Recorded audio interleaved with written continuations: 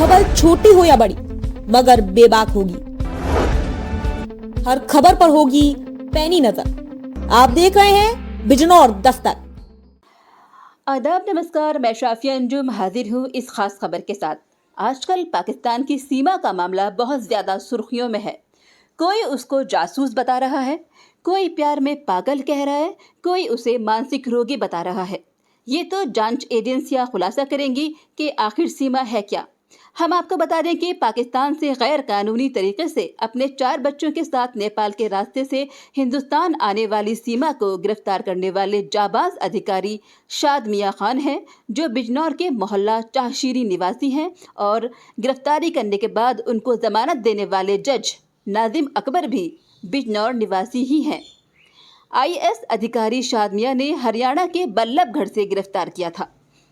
सीमा अपने प्रेमी सचिन के साथ रहने के लिए 7 समंदर पार कर बेखौफ तमाम खुफिया तंत्र की आंखों में धूल झोंकते हुए भारत में प्रवेश कर गई और अपने प्रेमी सचिन के साथ हिंदू धर्म स्वीकार कर रहने लगी है। फिलहाल वो जमानत पर है और पाकिस्तान नहीं जाना चाहती है।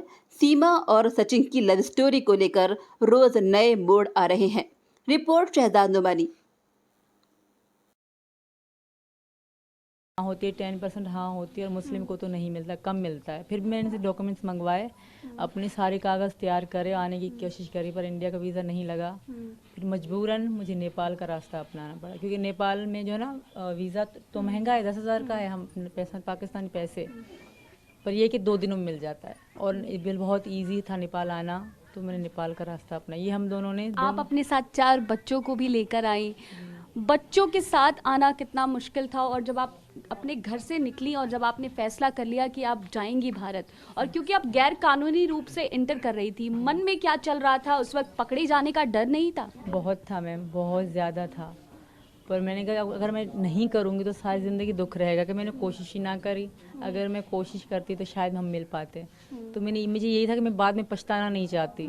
मैंने कोशिश करी और मैं कामयाब हो गई मैम। जब भारत की सीमा में दाखिल हुई सीमा, तो उस वक्त सीमा ने क्या महसूस किया, और क्या उस वक्त वहाँ बॉर्डर पे किसी ने आपको रोका, कोई आपकी पूछताछ हुई थी, क्या हुआ था? पूछताछ हुई थी मैम, पूछताछ करी थी। एक ही ऑफिसर आए थे, लेट नाइट हो गई थी, हमें आधी रात का समय था, तो एक ही ऑफिसर ऊपर आए। नेपालियों ने मुझसे नहीं पूछा, क्योंकि मुझे संदूर लगा, मेरी मांग भरी थी, मंगलसूत्र था, और मैंने तब साड़ी पहन रखी थी। बच्चे मेरे साथ थे, हमने तीन सीट बुक करी थी। तो नेपालियों ने मुझसे कुछ नहीं पूछा, क्योंकि मैं भारतीय कहल कि मैं भारत से हूँ, इसी कारण मैं बस वाले को मैंने कहा मैं भारत से आई हूँ, मैं वापस जा रही हूँ। तो नेपालियों ने मुझसे कोई क्वेश्चन नहीं करा। हाँ, जो हमारे इंडियन है वहीं से एक ऑफिसर ऊपर आए थे बस के अंदर, मैं नीचे नहीं उतरी।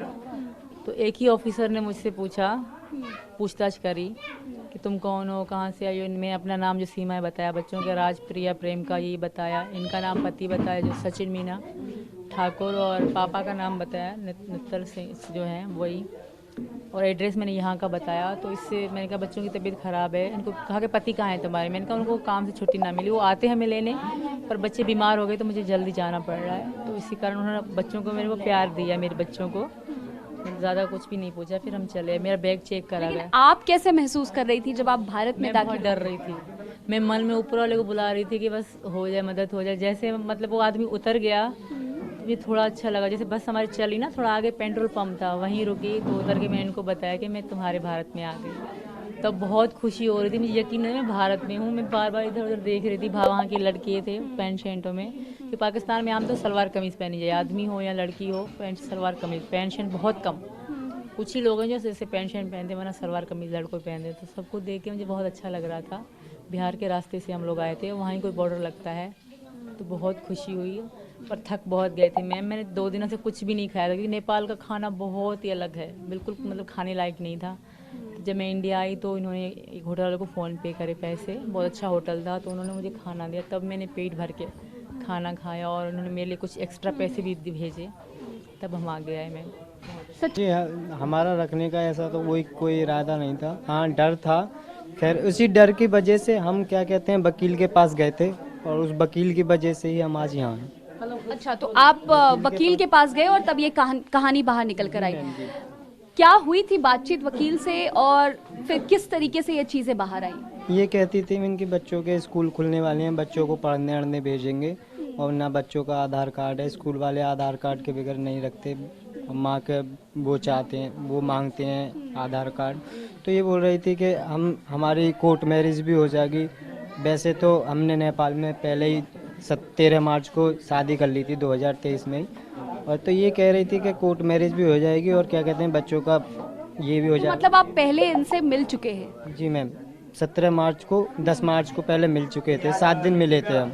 तो उन 7 दिन के अंदर में हमने एक दिन 13 मार्च को शादी की थी वहीं नेपाल पशुपतिनाथ मंदिर काठमांडू। तो क्या उस पहली मुलाकात में ही आपने ये तय कर लिया था कि सीमा यहाँ आएंगी, भारत आएंगी? उस दौरान ही आप लोगों ने तय कर लिया था कि आप साथ रहेंगे, या बाद में आप लोगों ने ये तय किया और फिर ये सारी प्लानिंग हुई कि उनको इस तरीके से भारत में एंटर कराया जाए? तो पहले तो जब हम आए थे तो हम ये पहले तो हमारा प्यार था ही सच्चा, वो क्या कहते हैं था ही बहुत। तो ये कह रही थी कि मेरा भी कहना था, ये कहती थी कि मुझे कॉल पे ये बहुत बड़ी लगती थी, के लंबी थी कि मुझे ये ऐसा लगता था मैं बहुत छोटा हूँ या ये कितनी लंबी होगी।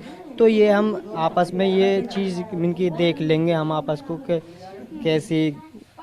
कैसे आदत से कैसे सब चीज़।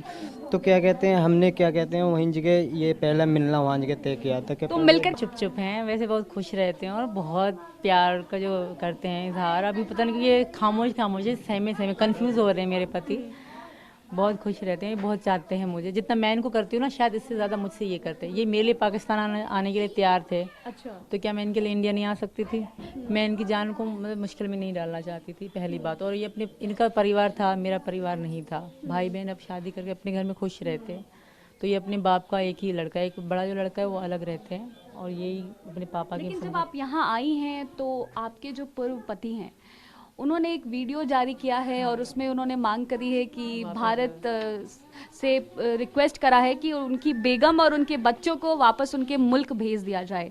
तो उनसे आपकी कैसी बातचीत है? आखिरी बातचीत उनसे कब हुई और क्या बातचीत हुई? हमारी बातचीत 20 ही में हुई थी, डेट फिक्स याद नहीं है। बाकी जो ये कह रहे हैं ना, ये ऐसे ही कह रहे हैं, ऐसा कुछ भी नहीं है। वो मेरे पति नहीं, मेरे पति ये बैठे हैं आपके सामने।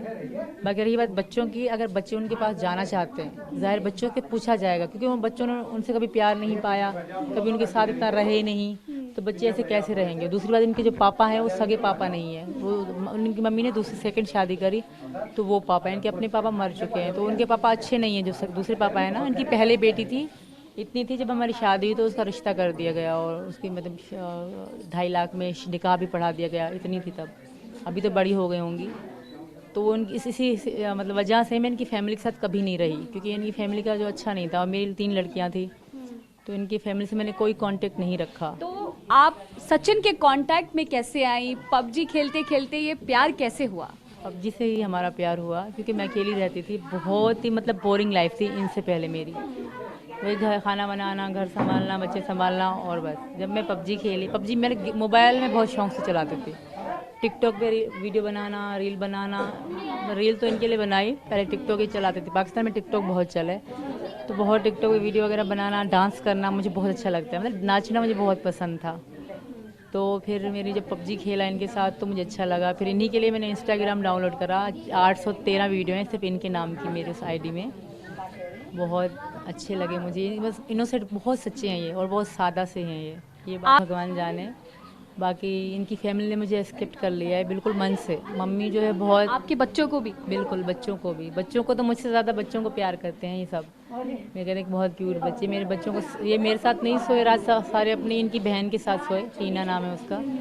बहुत प्यार दे रही है सब हमें और इनके मोहल्ले वाले। फिलहाल आप तो जमानत पे हैं, आगे क्या होगा? कुछ डर है मन में इस बात का? डर है कि कहीं वापस ना आपको जाना पड़े? ये डर है। जाना चाहती हैं आप? नहीं मैम, इसी क्यों बात नहीं का जाना? डर है और इसी बात का मतलब बहुत खौफ है। मेरे मन में बहुत डर लगता है कि कहीं मुझे वापस तो नहीं भेजेंगे। यही बात रोज़ मैं इनको कहती हूँ, मैं ऐसा कभी नहीं होगा। मैं कहा मुझे जहर ला दो, मैं खा के मर जाऊँगी जब ये बात करेंगे वापस जाने की। मैं वापस नहीं जाना चाहती मैम, किसी भी कीमत। वहीं मार देंगे, बहुत बुरा हो जाएगा मेरे साथ, मेरे बच्चों के साथ। सब इनको ताना देंगे। पहली बात, ताने खा के जिएंगे, इनकी कोई ज़िंदगी नहीं बनेगी वहाँ पे। पहले इनकी ना बनेगी, क्योंकि कहेंगे, सब कहेंगे तुम्हारी माँ ने ऐसा काम किया, तुम भी ऐसा करोगी। तो ना इनको इतना पढ़ाया जाएगा, ना इनको कोई अच्छी ज़िंदगी मिलेगी, पहली बात। और मुझे तो रखेंगे ही नहीं। जितना ये हैदर कह रहे हैं ना, अभी उनके पापा के या इनके चाचा जो हैं, इनके चाचा जो हैं दूसरे पापा के, तो वो हैं ही क्राइमिनल, वो अच्छे हैं ही नहीं। वो गाँव के बिल्कुल जाहिल लोग हैं।